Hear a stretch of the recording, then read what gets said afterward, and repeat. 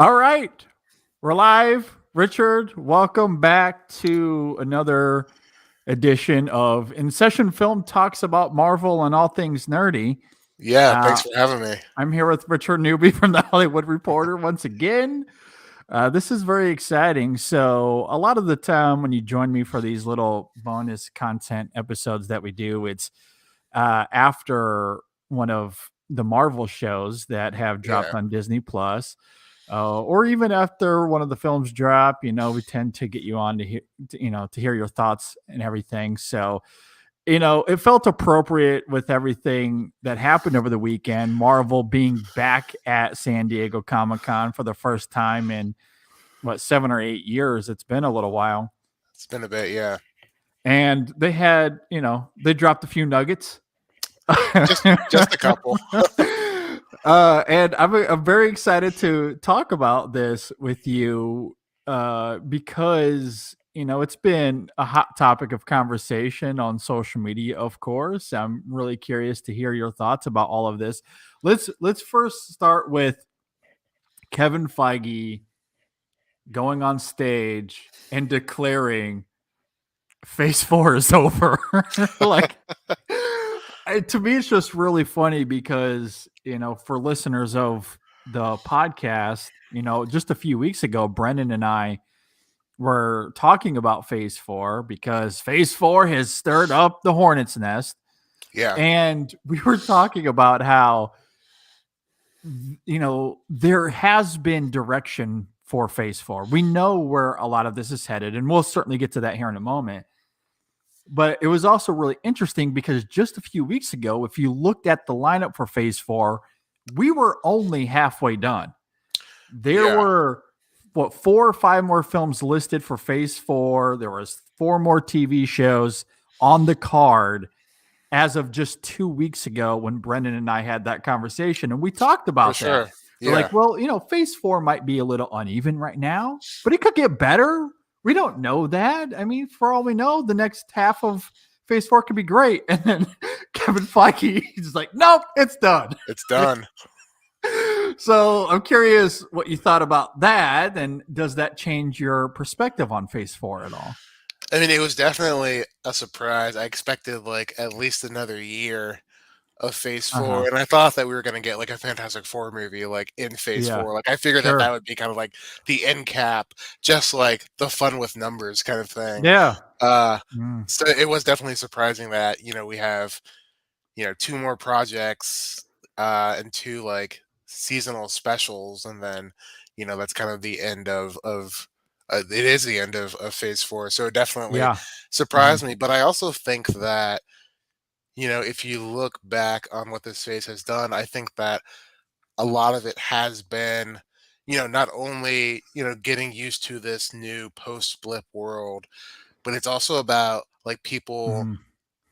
essentially finding themselves in new roles. It's I think the big Mhm. question of Phase 4 has been like, who am I in this post in-game world? And I Yeah. think that's been interesting, both in terms of mantles being passed on, and also, just in terms of characters processing the loss that they've gone through or not processing it in Mhm. in Wanda's case, which I think is also really interesting. So I think Phase 4, I think the core themes have been loss and legacy. Yeah, absolutely. And I've enjoyed that for the most part. Though the big issue for me with Phase 4 is I just think it's been a little bit uneven in terms of quality on the Mhm. whole. And I think to me that is the wedge that has driven much of the discourse. Because and again, we'll get into this, but we've talked about this before on the show. Brendan and I, we've talked about it, you and I, here on these bonus content episodes. I know you've talked about this in your work as well, that we know the direction that they are taking the multiverse saga. And we now have an official title for it, even though we've all more or less been calling it Yeah, that anyway. We know where everything has been headed. Has the quality been there comparatively to what we've become accustomed to in the last few phases? Maybe not. I think there's an argument to be made that it's been a little bit uneven, but that doesn't mean there hasn't been great things, and I do think that the discourse has maybe somewhat muddled itself or confused itself between the unevenness of the quality and, oh, this is just heading to nowhere. Yeah, Because those things are not the same. They're not the yeah, same. And I firmly believe that if the quality was there, if it was more consistent, it would not be a talking point. The idea that we didn't know where anything was going or there's no direction, I just, that would not be a talking point at all if the consistency was there. But you do make up some really great points though, as far as legacy and loss, identity, finding yourself in this new world. That's very much been the case with the films that we've seen so far. And obviously, we've gotten an origin story with Shang-Chi, which was really interesting. Eternals. I think that's one of the interesting things, too, about Phase 4 is the expansion of what we've seen before as well, because so much of the Infinity Saga, aside from the Thor movies and the Guardians movies, but a lot of it took place on Earth, yeah, and everything that we saw affected Earth in one way or another. And now we're really starting to expand beyond, uh, with Doctor Strange and the Multiverse of Madness and Eternals and Shang-Chi opening up new portals, Love and Thunder and everything that we saw there as well. So I do love the expansion, the complexity, what Eternals brings in terms of mythology, these giant beings creating the universe and the ways that we see there. And I love that we are expanding the cosmos in that way, and the mythology in the ways that we've seen so far, despite how uneven things could be. And that's just on the film side. And then you throw in Loki and what yeah, that does to the universe, and that's a whole nother can of worms, yeah, which is fascinating. Or the mythology of Moon Knight and what that brings to it all. And now, and most recently, Miss Marvel as well. yeah. So there's a lot that Phase 4 brought that I think will be more valuable in hindsight. I think right now, coming off the heels of what we saw with Infinity War and Endgame and how epic and grand all of that was and how great it was, there was no way Phase 4 was going to live up to that at all. Like, Right. at all. And maybe that's part of it as well. People are coming down from the high, and that's going to, cause various reactions and whatnot. Um, but Yeah. I still think there's some good things here. And I think in hindsight, we'll look back on it with more fondness than maybe what a lot of us feel right now. I think so too. It's kind of similar to Phase One. Like it's introducing a lot of characters and building things up. I think the difference is that you know since the first post-credit scene with Iron Man, everybody knew that it was leading towards the Avengers. Yeah. That was the thing. And so I feel Uh-huh. like people, I mean, of course they were going to make another Avengers movie, but I feel like people wanted that confirmation of like, okay, these characters and this character are Uh-huh. going to team up and lead to Avengers. And I feel like it led to a lot of impatience and I think a lot of like Mhm. overlooking some of like what these narratives were doing with these characters. I think that I think that because this is a sequential series and, we're constantly like leading up to the next big thing, I do think that sometimes people lose focus on what the actual story being told in the moment Yes. is. And that's a really great point, and why I think it's important to emphasize what you're talking about there in terms of loss and identity with these stories specifically. Because, again, say what you will about the quality of these films, and I am of the opinion that it's been a little uneven. But if I remove that and I just look at the stories on their own, you look at what we see with Shang-Chi and that film in terms of identity and family, Eternals and the familial dynamics there. Spider-Man No Way Home is an emotional roller coaster. Yeah, Thor Love and Thunder has, again, I'm not a huge fan of that movie. I know you're not either. I'm not. But but in terms of the emotion it's aiming for, I think it's aiming for something affable, and again it is getting to ideas of loss and identity there, even if that is a very flawed experience. Or you look at Falcon and the Winter Soldier and how identity is completely reformed with those two characters there. Same thing with Loki, Hawkeye dealing with loss and grief. When it comes to Natasha, uh, I do think when you funnel it through that prism, there is a lot there with that notion that thread that you put up there that I think is truly interesting, and that's only going to compound itself further when we get to Black Panther: Wakanda Yeah. Forever, which Which I is think is so interesting that that's kind of that is the end cap of this phase, because I mean, like, you are dealing with not only in universe grief but also, our collective grief over the loss of Chadwick yes, Boseman. So yeah, yeah, it's definitely an interesting kind of note to end phase yeah. 4 on. Yeah. But it makes sense to me. I think when you're dealing with a character like T'Challa, who's beloved amongst the fans, but also a significant player within the MCU. So the loss of him does feel like a turning of the page kind of moment. That makes sense to me. And then, especially when you look at the opening film of Phase 5, which is Ant-Man and the Wasp: Quantumania, which will introduce King the Conqueror, our new Yeah, Thanos, if you will.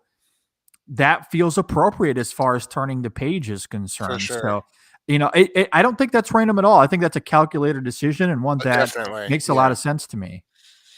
Definitely, yeah, and I mean, just getting into phase 5 a little bit, like, I think, the fact that it is opening also with characters that we know, that we have an established relationship with, to kind of ground that phase a little bit. It's like, here are, Ant-Man and the Wasp, who but then we're also introducing this, giant, time traveling conqueror who's gonna throw Yeah. everything, out the window.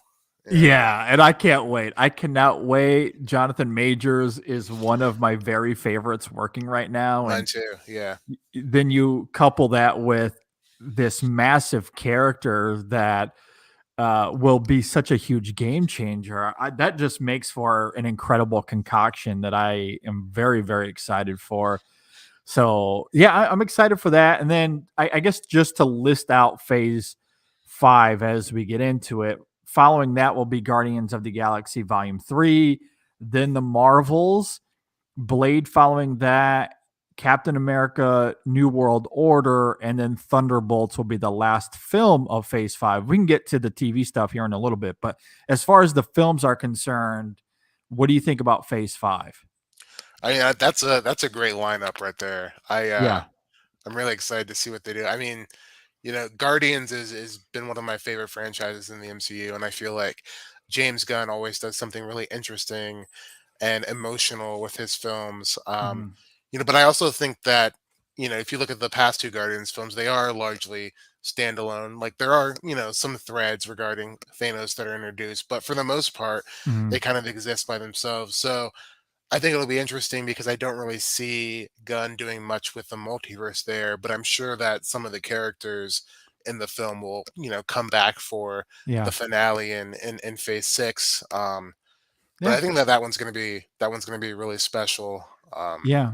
And that's a good point too, because that's how the Guardians functioned in the Infinity Saga, right? Because you're right, the two films stood on their own pretty well, yet they seamlessly blended into the larger Infinity Saga very well Yeah, when Thanos started to create havoc and the Avengers called upon them. Their inclusion was very seamless, very well done.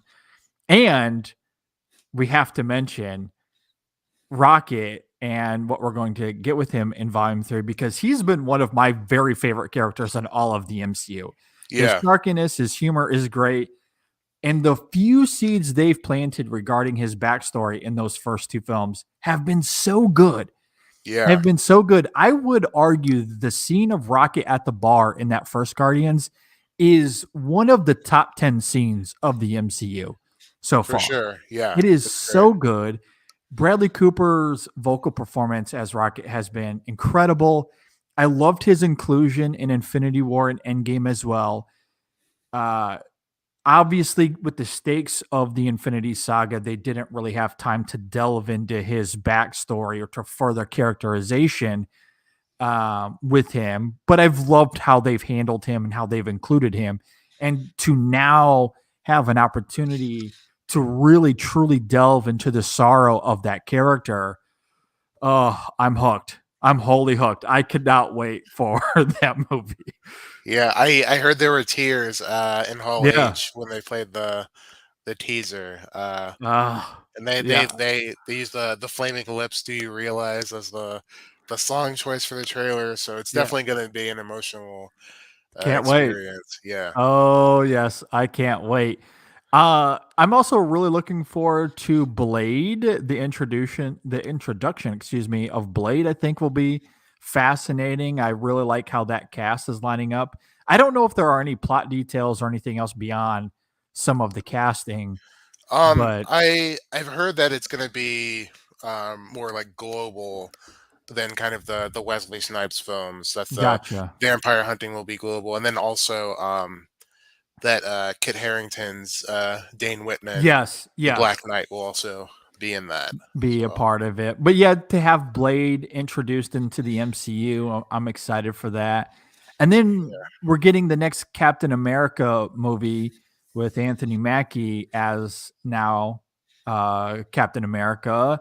We've talked about this a little bit before because you came on after Falcon and Winter Soldier wrapped up. We talked about that series, but now that we know the title for this next Captain America movie, what are your feelings about it? What do you see happening with that movie? I'm really excited for that movie. I think it's going to be Mhm. awesome. Captain America is one of my favorite characters, and that includes Sam Wilson and Bucky. So I think that we're definitely going to follow up on some of the threads from Falcon and Winter Soldier. I'm hoping that we see Mhm. Isaiah Bradley again. What a great character and terrific performance. Mhm. I'm kind of hoping that we might, since it is kind of following in this idea of legacy. My personal hope is that we see the Red Skull's daughter, Mhm. Sin, as the big bad. For one reason, I feel like the MCU never fully utilized the Red Skull in the Infinity Saga. He was in the first Captain America movie, and then Yeah. he's has a small bit part in Infinity War. But Yeah. I mean, for one of Marvel's like biggest villains, he's very much underutilized in the MCU. So I feel like Mhm. bringing in his daughter, who those who have read the comics know that she eventually becomes the new Red Skull. I think that that would be a That would really be cool. interesting, Yeah. dichotomy between like the new Captain America and the new Red Skull, and kind of what these, you know, these personas developed in World War II, how they exist Yeah. today, and played out by a black man and a woman in that role. I think Yeah. that'd be really cool to see. Yeah, that's so fascinating because you almost forget how significant Red Skull is to MCU canon. And I'm trying to recall. I do think that at one point Marvel did want to bring the character back, but Hugo Weaving wasn't willing to come back, and so they were Yeah, trying to figure out something to do with the character. So that's a way to perhaps bridge that gap, and that sounds really fascinating to bring Red Skull back in a way, but through a different character, essentially. I love that idea. Maybe that's how they do it. That would be really fascinating. But I'm with you. I'm really looking forward to that one as well, establishing Captain America in such a different way. And given how much our own culture has changed over the last 10 years, for sure. I Yeah, think there's so much that they can mine out of that character with Anthony Mackie now in that role. I can't wait to see what they do with it. And then Thunderbolts wrapping up phase 5. And this is another one of those things where I just can't help but shake my head when people talk about phase 4 and how quote unquote directionless it seemed, because it felt like there were Thunderbolts teases Oh, for everywhere sure. you looked. For sure. It's like they were planting the seeds for this at every turn, at every possible opportunity. So we knew this was coming. This was not a surprise at all. But thoughts on Thunderbolts? Yeah, I've said, since early on that I felt that Thunderbolts was kind of going to be like the cap, Phase Four's Avengers. It's just happening to Yeah. be the cap of Phase Five. But since Val was introduced in Falcon and the Winter Soldier, and we saw, her recruit U.S. agent, who is definitely, I feel like, going to be a part of it. You know, we we've seen Mhm. Taskmaster Yeah. introduced in Black Widow, who's another big possibility. Abomination is coming back in She-Hulk, Yep. and I think that She-Hulk is going to be a big tie-in. Like, even though that it's being marketed as like a half-hour comedy series, and like I'm sure that is true, but I also think that there's going to be some significant developments on that front because Mhm. Jen Walters is defending, superpowered beings essentially, who have caused like mass amounts of destruction in an attempt to rehabilitate them. And I think that, Mhm. Val's going to sneak in there and offer some of these guys a chance to. Work off their sentence, almost in a Suicide Squad type of way. Um, but I think that that's going to be an interesting project. I also think that we're going to see Ghost from Ant-Man and the Wasp Yes, return in this one I've too. been so eager for more of that character. Do Yeah, you think this is where they'll bring her back in? yeah, I do. Yep, yeah. She's Interesting. she's she's in the well, in the comics it's a male character, but Yeah. they are in the Thunderbolts. So I think that they're going to bring her back as well. So I think that's going to be a really fun entry. I think Yelena is going to play a part in that too, um, Mhm. perhaps as a double agent. But I think that's going to be like a really kind of fun like espionage kind of Yeah. superhero flick. Yeah. Do you think they'll do you think there will be a character involved with Thunderbolts as far as one of the major players that we haven't seen yet that will be introduced as one of the Thunderbolts at like in the actual movie? Or do you think we know who all the players are? I think we'll probably know who most of the players are. There might be a couple surprises. Moonstone is one that I would kind of like to see. She's a big Captain Marvel uh, villain. Uh, Gotcha. Okay. she can create black holes and stuff. Yeah, yeah. But yeah, Wow. so she'd be pretty cool to see in there, I think. Okay. But yeah, I And think okay, my last question on this, because I do want to get to the TV stuff as well. Um, you know, rest in peace to the late great William Hurt, who is obviously not going to be a part of this. So, is Val essentially going to take up the mantle then of this project, as I guess the one barking orders?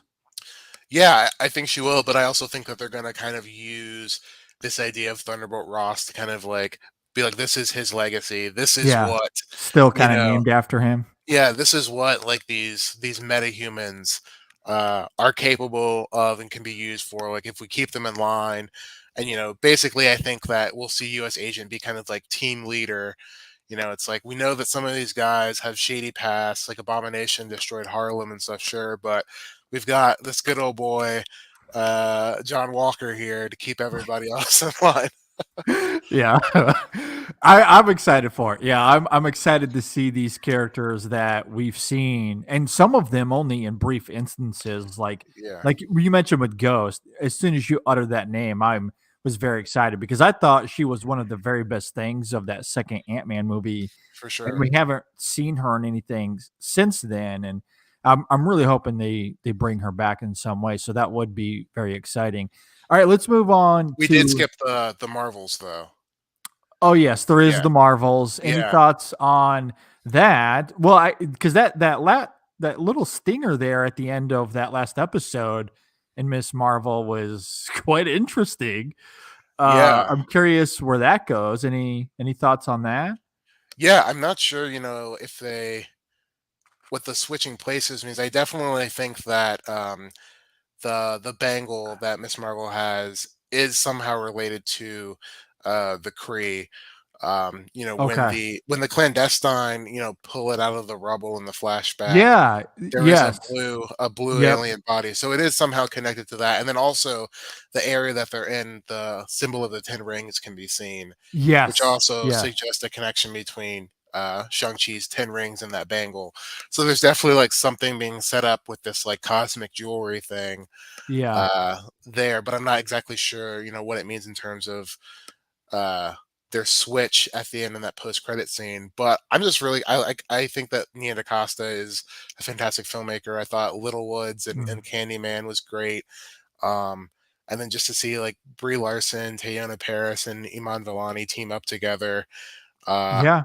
I think that'll Some be great talent there for sure. Yeah. yeah, I think that'll be a really awesome movie. I kind of have a feeling that it's going to do for Captain Marvel, kind of what the Russo brothers did for Captain America with the Winter Soldier, where Yeah, that it makes just sense. Yeah, really that's a great point. expands this world and like goes a lot bigger, and the perception of the character will kind of change a lot Yeah. with kind of this new threat and struggle. Because Mhm. there's a lot of complaints about her being about Captain Marvel being overpowered, which most of it is nonsense. But I feel like Yeah. I feel like that this is going to kind of really like put her to the test in a new way along with these other characters. So I feel like it's going to be like an Mhm. interesting character piece as well.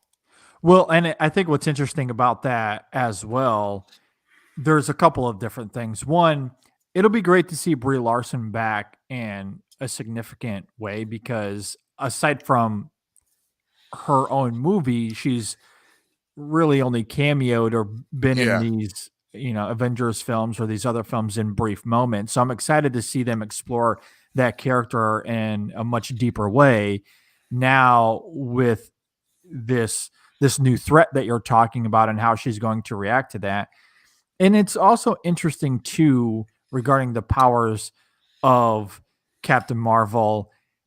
It's interesting how Doctor Strange in the Multiverse of Madness almost I'm not sure what the word is. It kind of humanizes it a little bit, or maybe it lessens that threat or that idea that she's too powerful because mhm, as we see, and I guess spoiler alert for anyone that hasn't seen Doctor Strange in the Multiverse of Madness, but Captain Marvel in that universe is killed. So we do know that yeah, she's she's not not like invincible. this Yeah, being that isn't able to be killed or anything of the sort. So I do think that's an interesting way of at least kind of grounding that character a little bit yeah, to say that she's not just this godlike being that you can't defeat or whatever. So yeah. so I do think the MCU's done a good job of putting itself in a great place with the Marvels. I do look forward to that. Let's talk about some of the TV series for Phase 5. I'm going to go out of order here because there's a couple of really great ones here, but I have to start with Daredevil. The fact that Daredevil's back in the Yeah, MCU officially, we know that Charlie Cox and Vincent D'Onofrio are reprising their roles respectively. Do you think this is going to be a soft reboot of sorts, a continuation? What are you expecting with this one? I'm expecting a continuation, but I think that it will kind of diverge from what we saw in the Netflix series. The Netflix series was like very much inspired by Frank Miller's works, and Yeah, I think that this show is going to stray from that a little bit, as it should. I feel like, yeah, I mean, Frank Miller is an iconic Daredevil writer. I mean, some of the best Daredevil stories. But like there's also decades upon decades of other writers who have also put a significant mark on Daredevil. And so I feel like, yeah, there's a cool opportunity here to move away from some of the Miller stuff. I think that the big question will kind of be of what other supporting characters will return. Will we see Foggy Nelson and yeah. Karen Page, I hope you know, so. also show up? I hope so too. And then I also hope that we see some of the the newer characters who were introduced in some of the recent runs. Bendis, Brubaker, Mark Waid. They all made significant additions to the Daredevil mythos. The other thing that kind of Mhm. had me thinking is the announcement that it'd be 18 episodes, which is a lot Yeah, considering. significant compared to the 6 Yeah, episode and I format, yeah. I can't imagine it like airing for like 18 weeks straight. Like I have to imagine that it's going to be like broken up into chunks. Um, Uh-huh. but it also like kind of got me thinking, like with all that space, I wonder, if we will see some of the other Marvel Netflix characters, brought back in when we see, Luke Cage and Jessica Jones and Iron Fist. Oh, Maybe yeah. we'll even get to see Spider-Man in there. Uh, That's what I wanna see. Yeah, yeah, that's what I see. I was talking about that on the podcast this last week, and I know it probably seems like a stretch because of the economics of it all. Spider-Man is this huge character that is this big box office draw. I have a hard time seeing Sony be like, yeah, you could throw him on this little Disney Plus show. But it makes so much sense narratively, especially with Spider-Man, Peter Parker now being untethered from all right. the connections from his trilogy. He's on his own now. He's able to be that street Spider-Man that we know and love. It just makes sense that Yeah. he teams up with Daredevil at this point. Yeah, and I've mentioned this on Twitter, but my hopes for the next Spider-Man movie is that it does go in a gang war direction, because I feel like that's something that we've never seen in a Spider-Man Yeah, movie. We've yeah, seen so many like sci-fi villains, but like to have Spider-Man face off against Kingpin, who was Spider-Man's villain before he was Daredevil, but like also yeah, yeah, see guys like Hammerhead and Tombstone, and these kind of crazy mafia guys in New York, and then maybe a team up with Daredevil in that movie.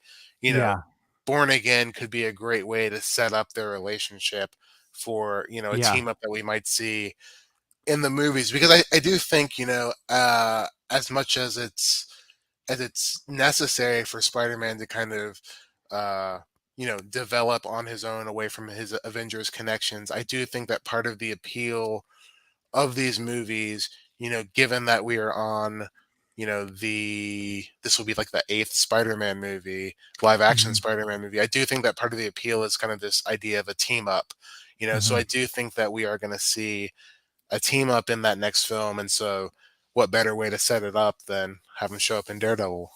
I mean, I don't know if this is a stretch or not, but they did actively choose, and maybe this was more of a broader setup for Charlie Cox and Daredevil to come into the MCU, but they chose Daredevil to be in the latest Spider-Man movie. Yeah.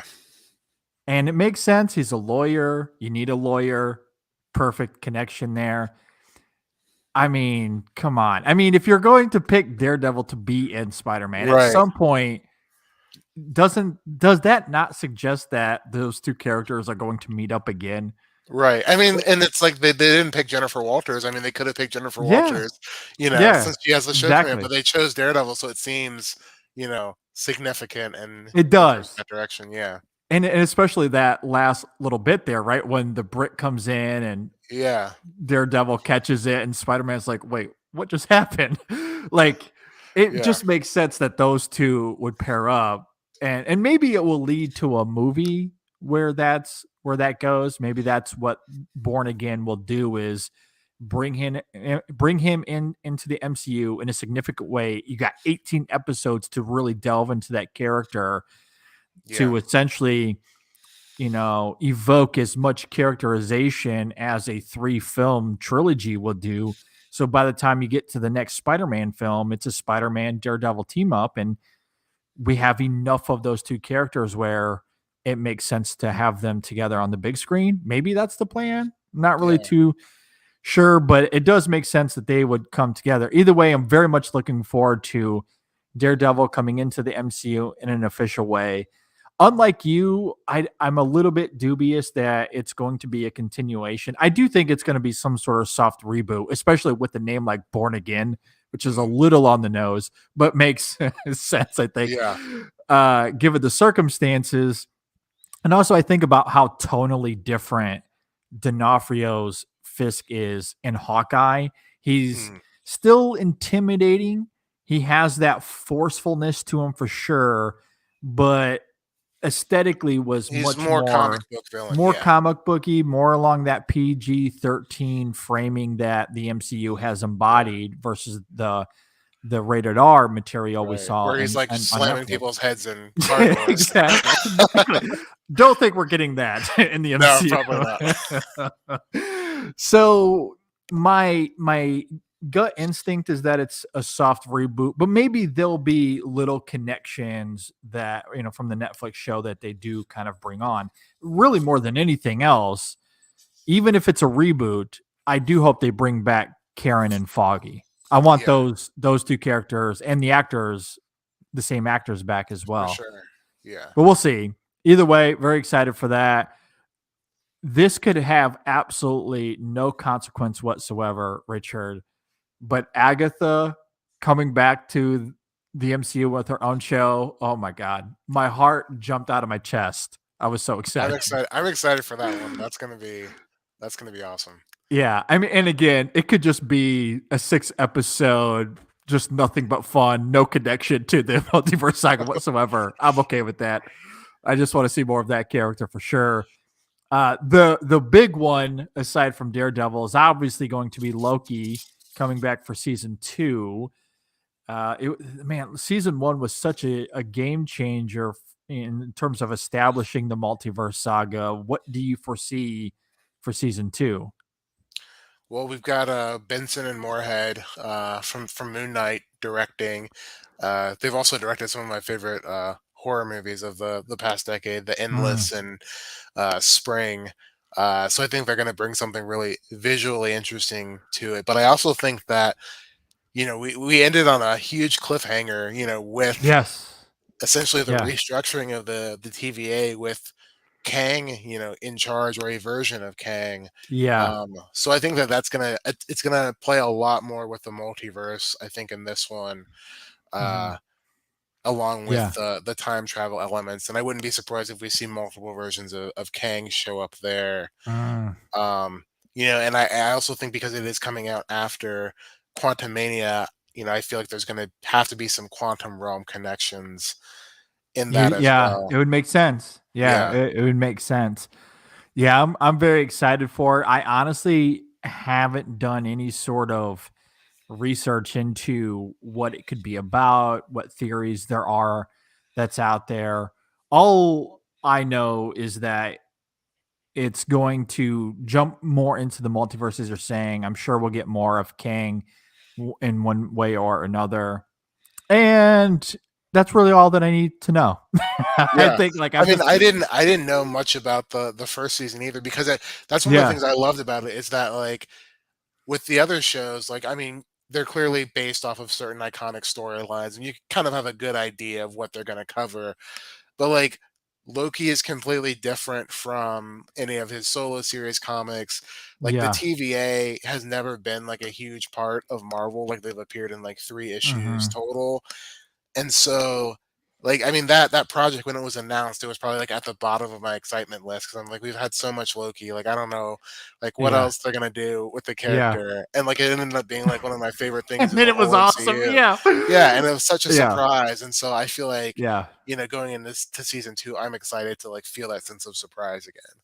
It is truly incredible what Tom Hiddleston and Marvel has done with that character for a character that's been around a decade. They continue to surprise and Yeah, continue to be compelling.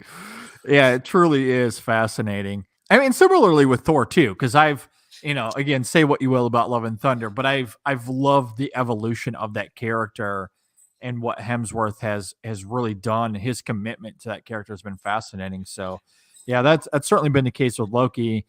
And yeah, then the last three I want to mention here as we round out phase 5, we get Secret Invasion. We have Echo and Ironheart, and Ironheart also coming out. So of these three, anything about them that jumps out to you that's surprising? What you're expecting out of all of this?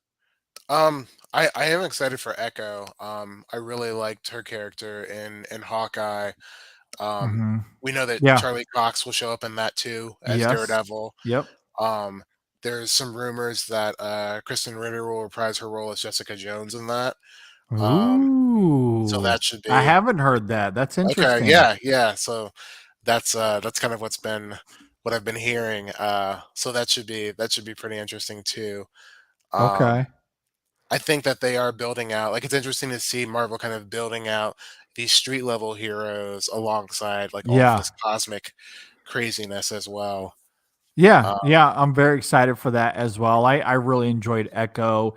I don't know too much about Ironheart, so why don't you tell me about that character? What should we expect from that show? yeah, so, in the comics, she has a close relationship to Tony Stark, but in the Mm, MCU, that's different because, Tony Stark is now gone. yep. So it looks like, her relationship, will be with Shuri, and Mm, she's a genius inventor, and I think that she creates something, uh, in Wakanda Forever that kind of causes Namor to come to the surface, okay. and so,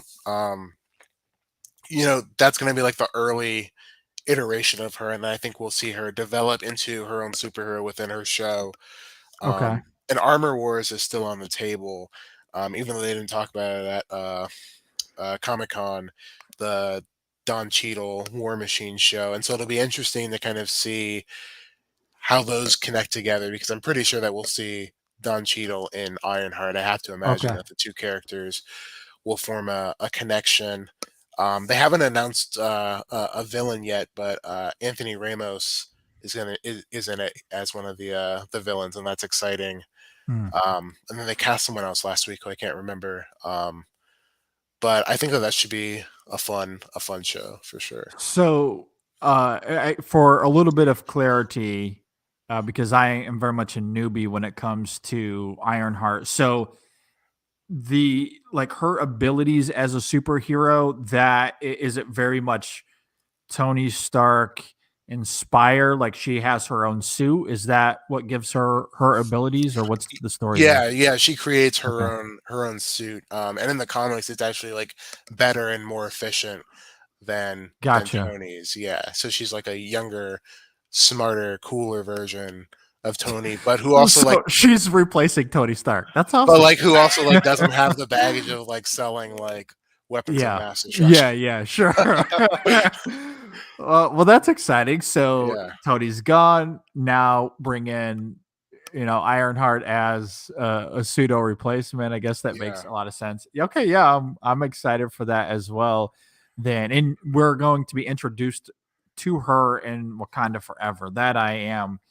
I do know that for sure. So looking forward to yeah, that. Then there's Secret Invasion, which the last I heard is that the show is going to at least start, uh, in terms of the timeline. It'll take place during the blip. That's what I've yeah, heard. yeah. I've heard that too, which is interesting. I feel like it might start there, but I have to imagine that it goes beyond that. Yeah, Because I can't I imagine like would this. I would think so too. Yeah. Yeah, Um, but it ever since it was announced, it's been kind of surprising because the comic book event is like such a huge event. Like it's an Avengers, level event, but this seems like it's going more of like an espionage. I mean, it's essentially a Nick Fury show. It sounds like, yeah, and Maria Hill, Kobe Smulders' character, is yeah. returning.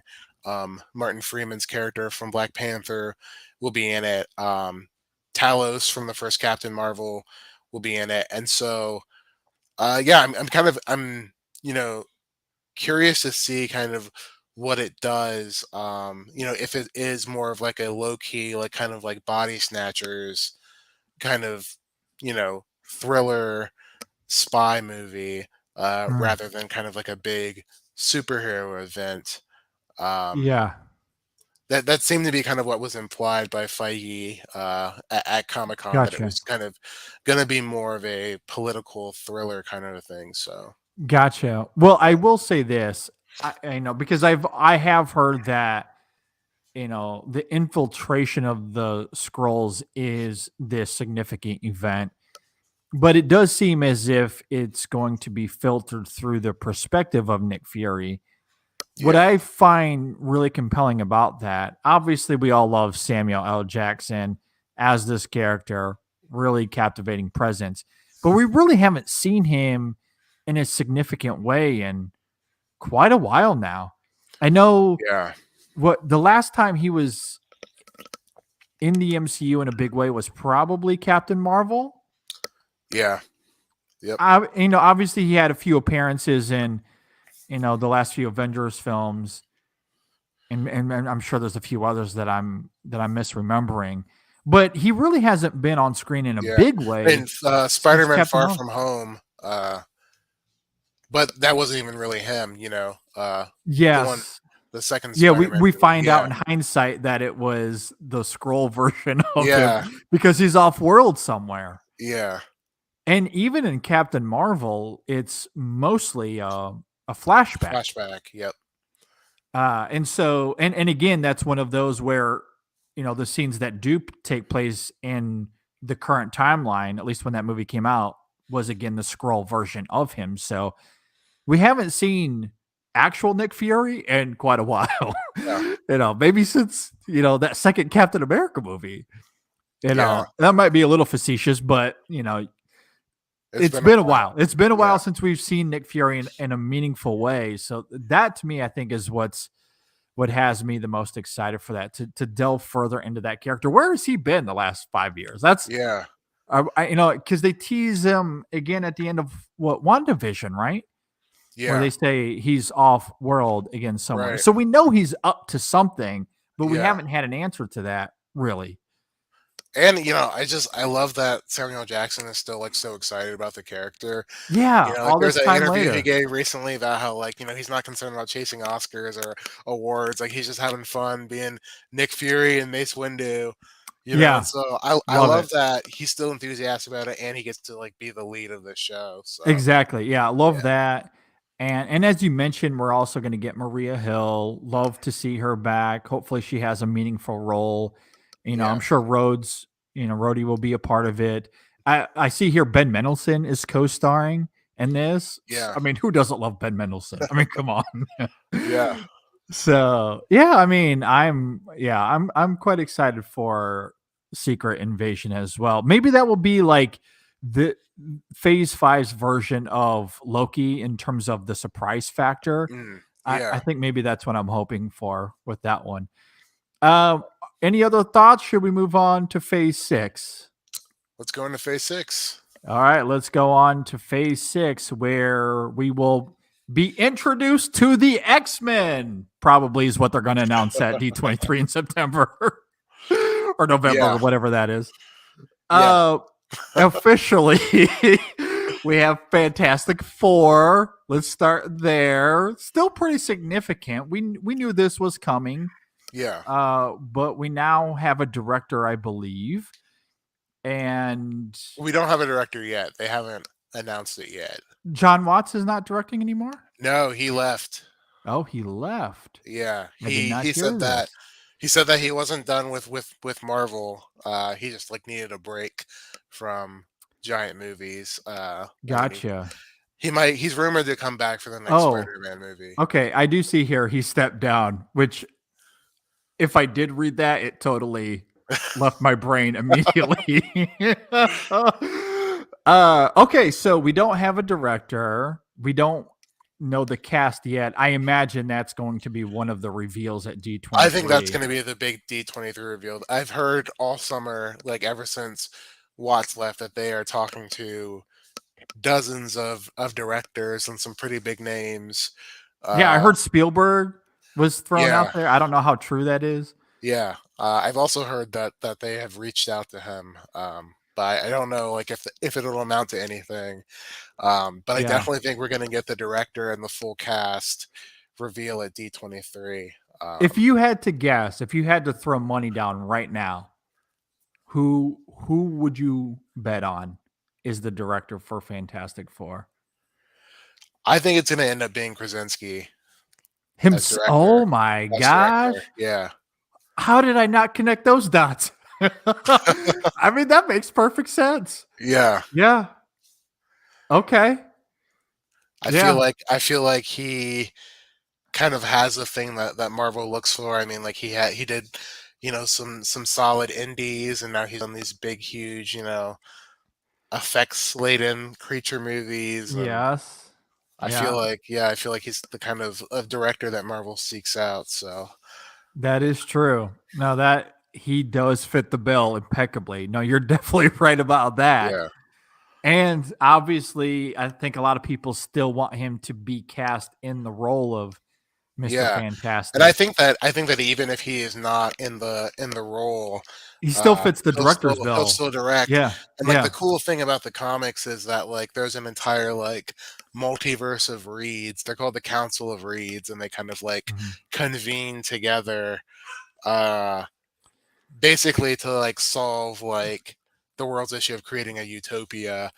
This isn't Jonathan Hickman's run, but like the way in which some of the reads do that is not very.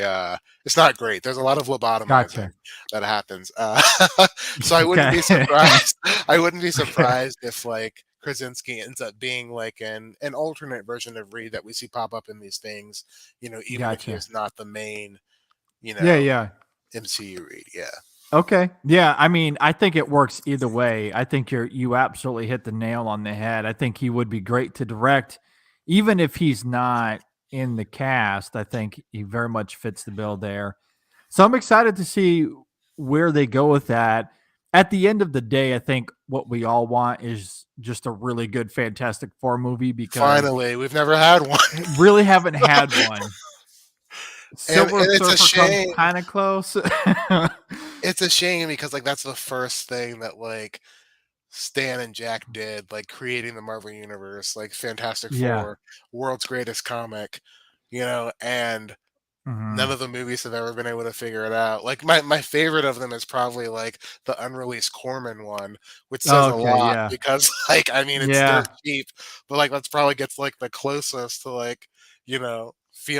feeling pretty passable. So uh I definitely Yeah. understand why they're taking their time with this one and looking for the right director because they can't mess it up again. No, no, you can't. You have to get it right this time, Yeah, and hopefully that is the trajectory for it because we do need a really good Fantastic Four movie.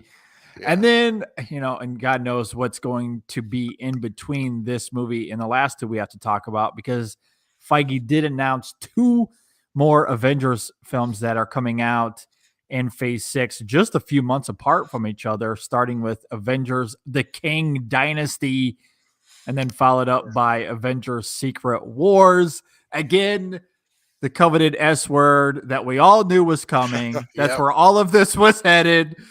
So no shock at all to hear any of that. But what do you think about those announcements?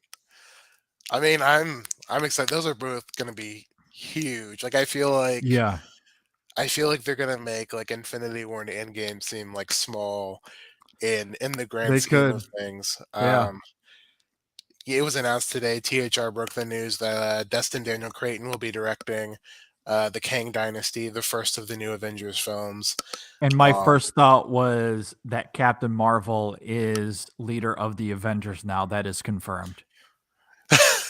I feel like, I mean, given his history with Brie Larson, Exactly. it's definitely seems very likely. And then also, I mean, I'm sure he's gonna get his boy Shang-Chi up front. So I would love to see like Yeah, Captain those Marvel or two. Yeah. Shang-Chi Yeah. kind of be like the new Iron Man, Captain America, Yeah, that'd be fun. leading the Yeah. charge. And by then we'll have gotten to know, the various versions of Kang that Jonathan Majors is playing pretty well. Yeah. What's interesting is that the comic book that it's based on. So Kang travels back from the 31st century with all of these like future weapons and basically like succeeds in taking control of the world and builds like a giant space station above Earth, and the Avengers like have to essentially resist and defeat him. And it feels like very Star Warsy, and it's also like Mm, a pretty simple story. And I feel like what we're gonna see is in kind of the classic way that the MCU has done, is they take the title of something, but the story is vastly different. We saw that with yeah. Yeah, they've taken Age a of lot of liberties. Ultron and Yeah. Civil War Civil and Yeah. Infinity Wars. So I think that we're going to see something really different, but also because Endgame has kind of already done the time travel thing, I don't think we're going to see like them traveling back to various points in their past.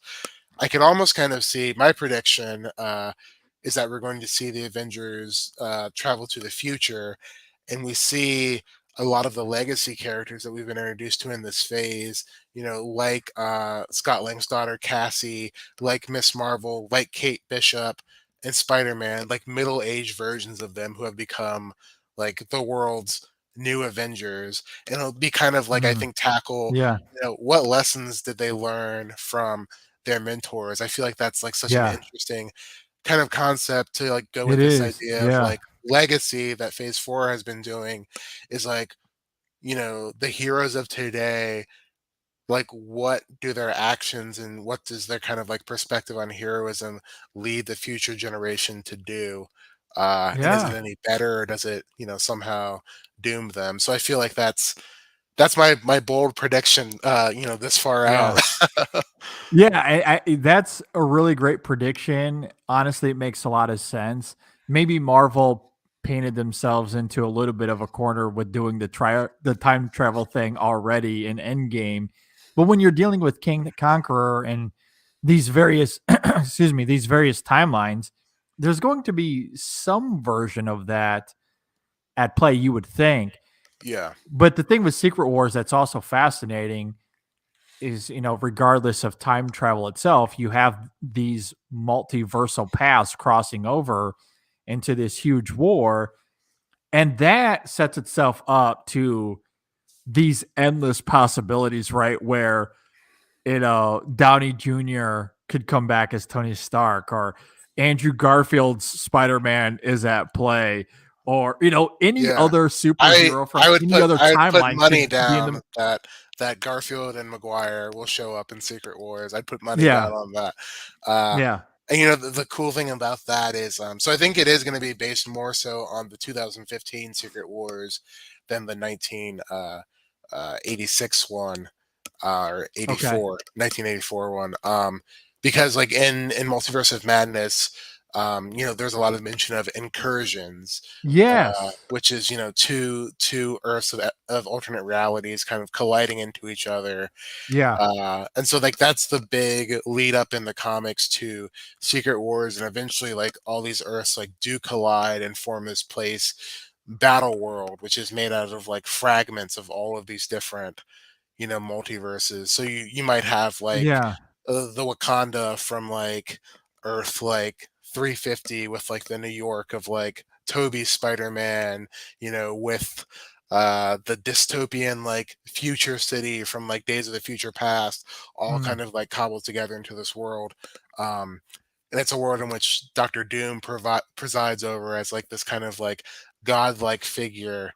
Um, and what's interesting, because like the Kang Dynasty and Secret Wars, like in the comics, do not lead into each other, I do think that the element that we may see pulled from the 1984 Secret Wars is that in that storyline, there is this big kind of like uh, feud for control between Kang and Doctor Doom, and I think that mm, we might, be heading towards that in Secret Wars.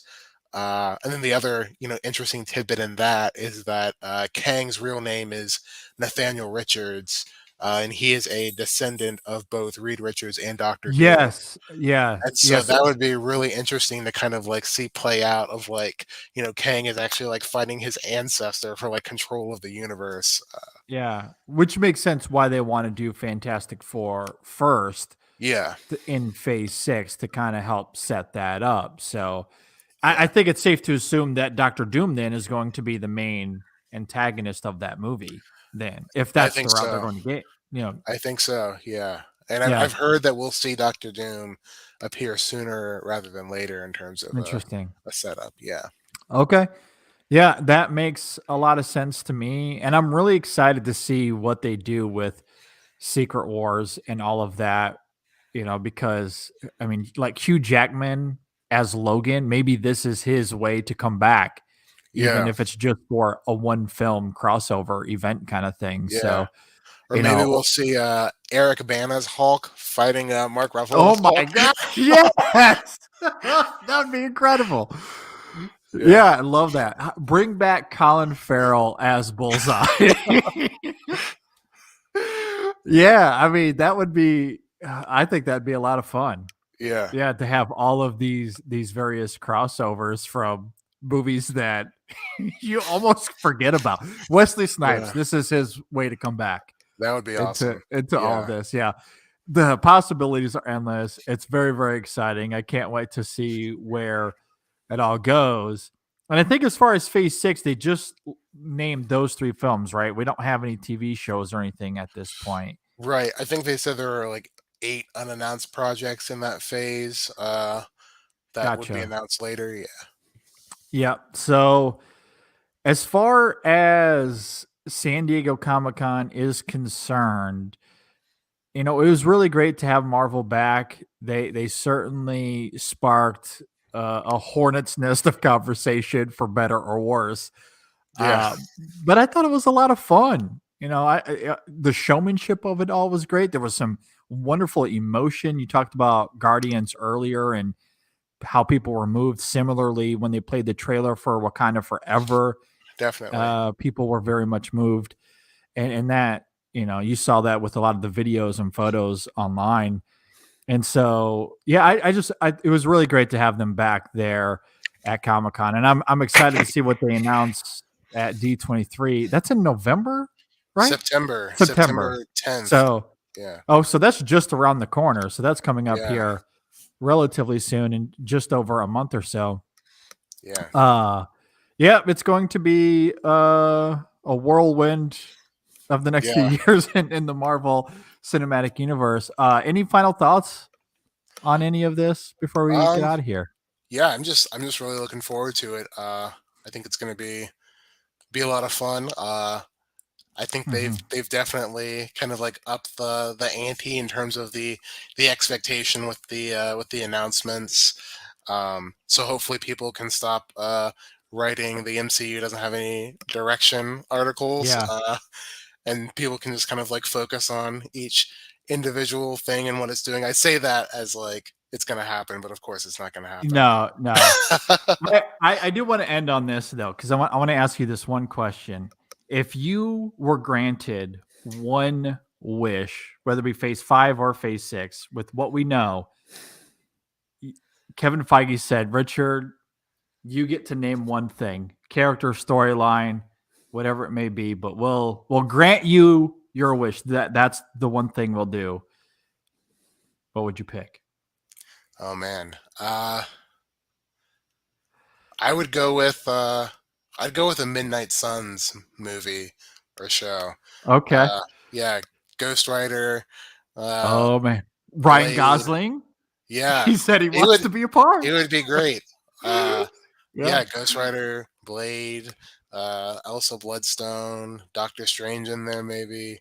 And Uh, speaking of Secret Wars and Ghost Rider, Nick Cage coming into the which MCU. would be Come amazing. on now. Yeah. That would be great. Here would be my wish, and this is partially inspired by my son at the moment because he would love this. Miles Morales. That's what we got to see next. That would be great. He's obsessed with Miles Morales right now. So Great character to be obsessed with for sure. yeah, exactly. So I would have to make that happen for him, and it's a great character. Obviously, a great character. Want to see that pulled into the MCU.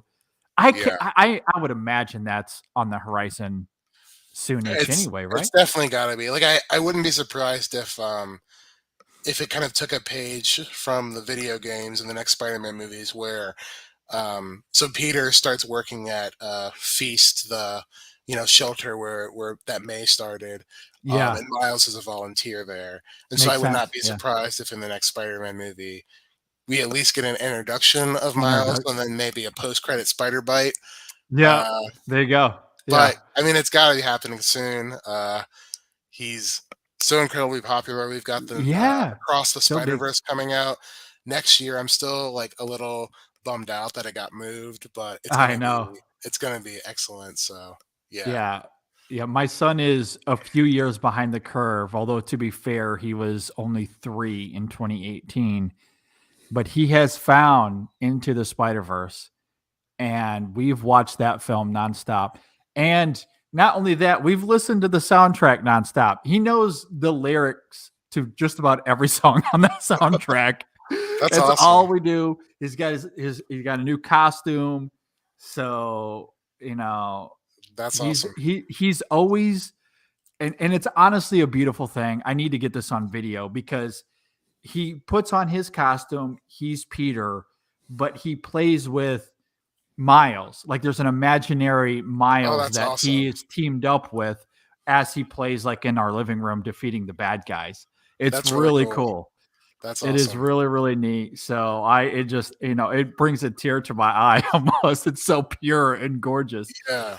My But yeah, my so my 3-year-old's currently stuck on the Paw Patrol movie, which I have okay, seen yeah. probably a dozen times in the past week. But eventually Yeah. Well, we'll get eventually you'll get the fight. Yeah, just give us some yeah, time. yeah, We did Moana for a long time and Frozen and Paw Patrol. yeah, We did all that. So we worked our way to Spider-Man. yeah, So anyway, thanks Richard for being here. This was a lot of fun. for sure. Everyone already knows your greatness, but just in case, where can we find your work online and where can people follow you on social media? Yeah, I am on Twitter at Richard L. Newby. You can find my work at the Hollywood Reporter. And then I'm also in the latest issue of Fangoria magazine, talking some Nope theories. So Yeah. yeah, check that out as well. Be sure to check out Richard's awesome, incredible work, and not just with Marvel, but as you noted, other types of movies. Your latest piece, I think it was the Hollywood Reporter on Nope, talking about, I guess it was kind of centered on the scene with Gordy, Hmm. and then you expand on the film from there. Truly one of the most brilliant pieces I've read all year. It is Thank you, man. incredible. And I hope you don't mind. We stole some of it. I did credit you twice in our review on the podcast because it was incredible. It was so good. In terms of articulating my thoughts, it didn't make sense for me to talk. It just made more sense for me to just read what you Oh wrote. man, I appreciate it. I appreciate it truly. So just regurgitating your greatness there. But it's very good. I urge people to go and check out his great work on all the stuff that he does. So really appreciate you being here, Richard. This was a lot of fun. Look Yeah, forward to bringing you back whenever Marvel pops up its head once again. for Apparently, sure. in another month or so, we'll have Yeah, to do this again. yeah, I'll be ready. I'll be ready. Looking forward to it. Be sure to go check out episode 492. Speaking of Nope, we talked about that, and we begin our Studio Ghibli movie series talking about Nausicaa of the Valley of the Wind, which we know is technically not Ghibli, but it pretty much is Ghibli. So it's Ghibli. We're going with that. So, but be sure to go check all it out. It was a really great episode. It is up and available right now. And thank you to all of our lovely patrons who get early access to this episode. Really do appreciate it. If you're listening to this after the fact, after we release this to the public, if you want to get early access, it's patreon.com/InSessionFilm. You can sign up for as low as $1 a month, and you get early access to all of our bonus content episodes, including the brilliance that is Richard Newby when he joins me. So be sure to do that. Thanks for listening, everybody. We will see you all next time on the In Session Film podcast.